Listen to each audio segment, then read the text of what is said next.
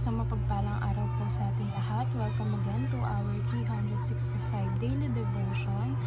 Our topic for today is trusting in God's providence, and our scripture for today is Matthew chapter 6 verse 26 to 27.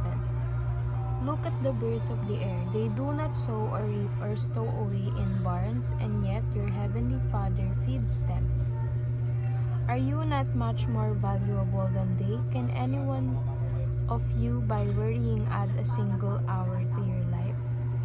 So, sinasabi dito sa verse na to na kung yung mga ibon daw, hindi naman sila nagtatanim or hindi naman sila umaani, pero binibigyan sila ng Panginoon ng pagkain. Tayo pa kayang mga tao? 'Di ba? Mas valuable tayo kaysa sa mga ibon kasi tayo yung binigyan ng Panginoon ng greatest gift. We have the free will and we have the capacity to think. So, nakalagay is, sino nga ba ang makakapagpababa ng kanyang buhay ng kahit isang oras sa pamamagitan ng pagkabalisa? So, yung worrying, hindi siya nakakadagdag sa buhay natin. Kumbaga, sinasayang lang natin yung time natin sa pag-worry. So, our first teaching is preservation. God is our ultimate preserver. So, ibig sabihin kasi, pinapreserve tayo ng Panginoon, inare-ready niya tayo for bigger things. Kumbaga, inaalagaan tayo ng Diyos. Second, government. God is our ultimate governor. So, ang ginagawa ng Lord is siya ang nag-lead sa buhay natin. Siya ang nagdedesisyon kung ano ba ang dapat nating tahakin sa hindi. And third, provision. God is our ultimate provider.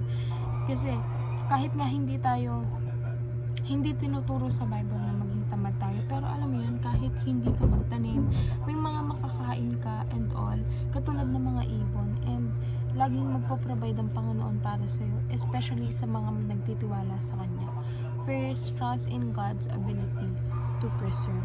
So, maniwala tayo sa Panginoon na kaya niya tayong i-save, kaya niya tayong i-preserve, or kaya niya tayong pahalagahan, alagaan in an amount of time. Second, trust in God's sovereign control. Magtiwala tayo na ang Lord ang mag-control sa buhay natin. Kasi di ba meron tayong mga quote na we are the pilot of our own life. Pero ang totoong pilot dapat natin ang Panginoon. Let Him control us kasi alam niya ang makakapagpabuti sa atin. So, dapat ang motto natin palagi is God is in control. Third, trust in God's sufficient provision. So, ang pagpaprovide ng Panginoon sa atin never rin magkukulang.